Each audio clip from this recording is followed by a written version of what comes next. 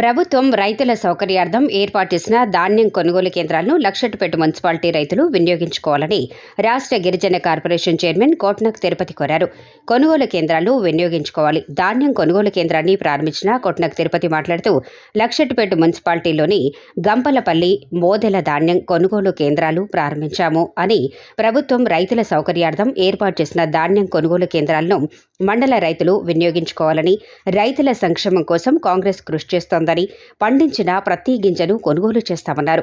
రైతులు దళారులను నమ్మి మోసపోవద్దని, ప్రభుత్వం ఏర్పాటు చేసిన ధాన్యం కొనుగోలు కేంద్రాల్లో మాత్రమే విక్రయించుకొని మద్దతు ధర పొందాలని అన్నారు. సన్న రకం వడ్లకు రాష్ట్ర ప్రభుత్వం 500 రూపాయలు బోనస్ ప్రకటించిందన్నారు.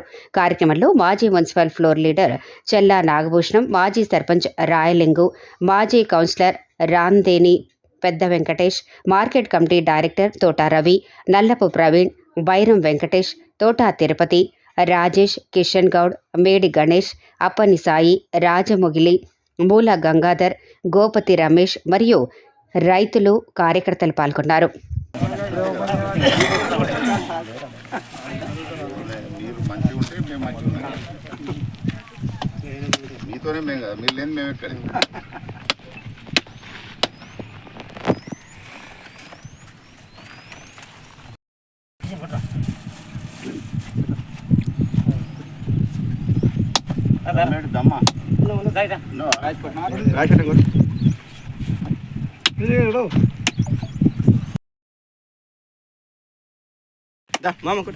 అన్ని దిక్కులు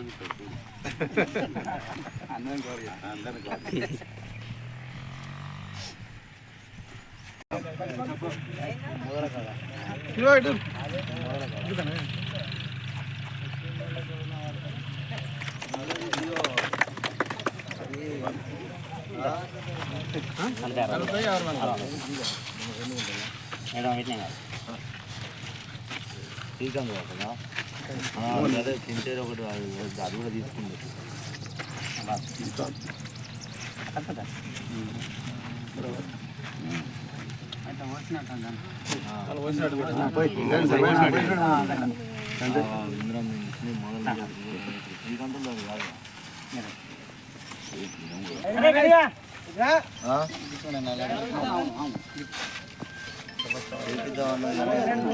పర్మిషన్ తీసుకున్నా అయితే ఒక 2-3 రోజులు ఆగమంటాను.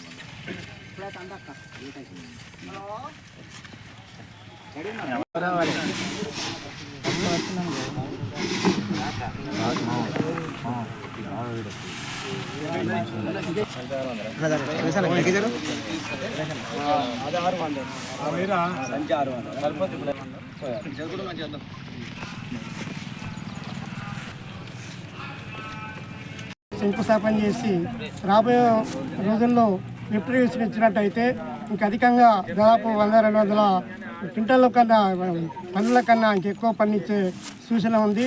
ప్రతి ఒక్కరు రైతాంగం ఉంది, మంచి ల్యాండ్ ఉంది, గోదావరి అందుబాటులో ఉంది. లిఫ్ట్ పెట్టి ఆ రైతాంగానికి ఆ కోరిక పూర్తిగా నెరవేర్చినట్టయితే ఇంకా మేము ధన్యులం. మరి చెప్పుకుంటూ పోతా ఉంటే ఇంకెన్నో అభివృద్ధి కార్యక్రమాలు చేశారు.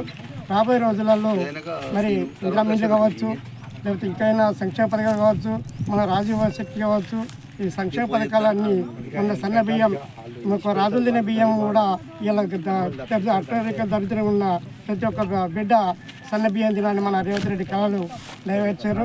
అది ఉగాది నాడు ప్రారంభించుకోవడం జరిగింది. మరి ఈ కార్యక్రమాన్నిటికీ కాంగ్రెస్ గవర్నమెంట్ చేస్తున్న సంక్షేమ పథకాలకు మరి మనం అండా ఉంటూ రాబోయే రోజుల్లో కూడా మరి ఇదే గవర్నమెంట్ను మనం గెలిపించుకొని వ్యవసాయాన్ని గెలిపించుకోవాలని చెప్పి ఆశిస్తున్నాం. మరి ఇక్కడికి వచ్చిన దాని కొరకు కూడా మంచి పంట పండిని దాని రైతులు ఉపయోగించుకుంటారు. దానికి కూడా పాత ప్రభుత్వం కానీ కొనుగోలు కేంద్రాలు కానీ దాదాపుగా కిలోకు క్వింటాల్కు 2-3 కిలోలు తరుగు చేశారు. ఎంతో రైతులు రోడ్డెక్కి ధర్నా చేసినాం. ఇప్పుడు మా ప్రభుత్వంలో మాత్రం అటువంటిది ఏది లేక కేవలం 600 సంచి తూక వేసే జోకుతున్నాం. దానికోసం మేము ఎంతో గొప్పగా చెప్పుకుంటున్నాం ఫీల్ అయితే. ఎందుకంటే ఎంతో తరగతుంది అని ఎన్నో పై అధికారుల దాకా పోయినాం, ఎంతో పాత చీరల దగ్గరం ఎంత అయినా ఎండాకాలం ఎన్నో సాగులు చేసి నువ్వు తరుగుపోతుంది, నూకలు వస్తాయి, దుబ్బాదులు వస్తాయి అని. మరి అప్పుడు లేని నూకలు ఇప్పుడు వస్తున్నాయా? మరి ఇప్పుడు ఎందుకు వస్తున్నాయి? అప్పుడేమో దోసుక తిన్నారు లీడరు మధ్యవర్తులు, ఇప్పుడేమో మేము స్వచ్ఛందంగా సేవ చేస్తున్నాం. ఎందుకంటే ఒక్కసారి గమనించండి, ఎందుకంటే రోడ్డు 2 కిలోలు క్వింటల్, ఒక బ్యాగ్ 2 కిలోలు అంటే క్వింటల్ 10 కిలోలు అప్పుడు తరగైంది. ఇప్పుడు కేవలం సంచి మీదే మేము దీన్ని వ్యాపారం చేస్తున్న డోక్రా గ్రూప్ తోటి. కాబట్టి గమనించి కాంగ్రెస్ ప్రభుత్వం చేసే మంచి పనులను దృష్టిలో పెట్టుకొని రైతులు కానీ ప్రజలు కానీ అందరూ సహకరించాలని కోరుతూ ఈ అందరికీ ఈ నియోజకవర్గంలో మరి ఎన్నడూ లేనటువంటి అభివృద్ధి పనులను చేస్తున్నటువంటి మరి ఘనత మన ప్రేమసాగర్కు దక్కుతుంది.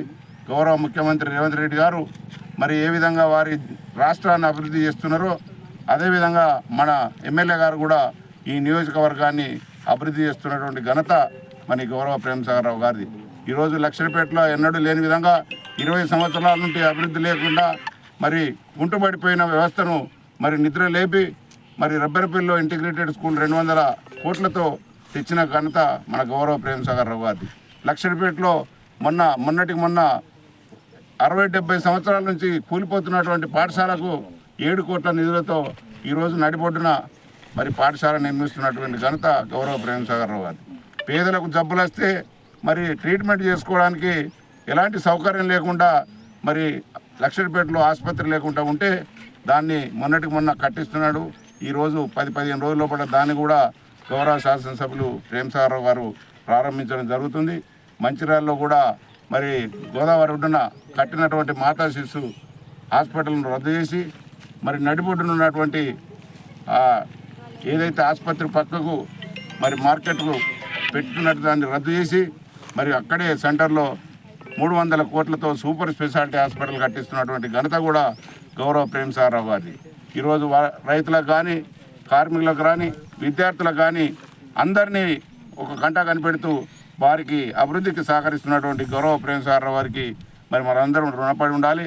వారికి ఎల్లవేళ మనం కూడా అండగా ఉండి వారిని మనం గెలిపించుకోవడం విధంగా మొన్న 65,000 మెజార్టీతో గెలిపించుకున్నాం.